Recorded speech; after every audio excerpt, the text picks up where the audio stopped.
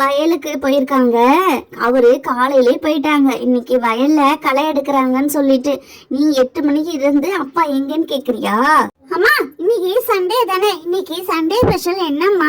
இன்னைக்கு chicken biryani, mutton biryani, fish biryani அப்படின்னு ஏதாவது செஞ்சு கொடுங்கம்மா. பப்போ நீ சொல்றதெல்லாம் இன்னைக்கு செய்ய முடியாதுடா. அப்பா வயலுக்கு போயிருக்காரு. அவர் எப்ப வராரோ, அவர் என்ன வாங்கிட்டு வராரோ அதுதான்டா இன்னைக்கு உனக்கு ஸ்பெஷலு.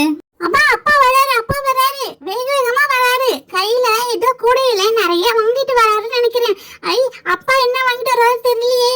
ராதா, வயல்ல களை எடுக்கும் போது அங்க ஒரு சின்ன குட்டை இருந்துச்சு. அதுல பாத்தீங்கன்னா எவ்வளோ மீன். அந்த குட்டையில எல்லாரும் பிடிச்சாங்க, நானும் பிடிச்சுக்கிட்டு வந்திருக்கேன். ஐ அப்பா மீன் பிடிச்சிட்டு வந்திருக்காரு. அம்மா நீங்க சீக்கிரமா சமையல ரெடி பண்ணுங்க. எனக்கு மீன் சொன்னதுமே எனக்கு பசி எடுக்க ஆரம்பிச்சிருச்சு. ஆமா ராதா, எனக்கும் பசி எடுக்குது. வயல்ல இன்னைக்கு போனதுல இருந்து நான் எதுவுமே சாப்பிடல. நீ சமைச்சா நான் ஒரேடியா சாப்பிட்டுட்டே போயிடுவேன் வயலுக்கு. சரிங்க, உங்களுக்கும் பப்புக்கும் இப்பவே பசி எடுக்க ஆரம்பிச்சிருச்சா? நான் சீக்கிரமா சமையல் பண்ண ஆரம்பிக்கிறேன். நீங்க சாப்பிட்டுட்டு வயலுக்கு போகலாம். பப்பு சாப்பிட்டுட்டு ஹோம்ஒர்க் எல்லாம் உட்காந்து முடிப்பான். நான் சாப்பிட்டுட்டு போயிட்டு விளையாடிட்டு வந்துதாம்மா நான் ஹோம்ஒர்க் எழுதுவேன். ஹோம்ஒர்க் கண்டிப்பா எழுதிட்டு அப்புறம் தாம்மா படுத்தே தூங்குவேன். பிளான்லாம் பலமா போட்டு வச்சிருக்க போல.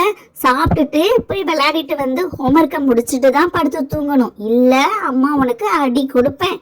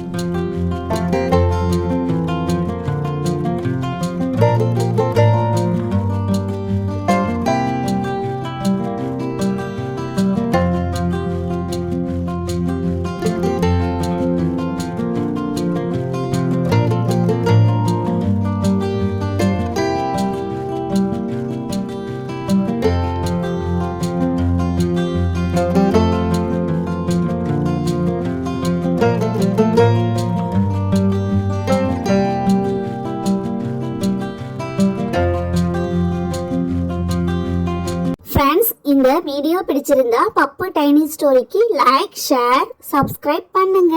தேங்க்ஸ் ஃபார் வாட்சிங். நெக்ஸ்ட் வீடியோல சந்திக்கலாம். பாய்.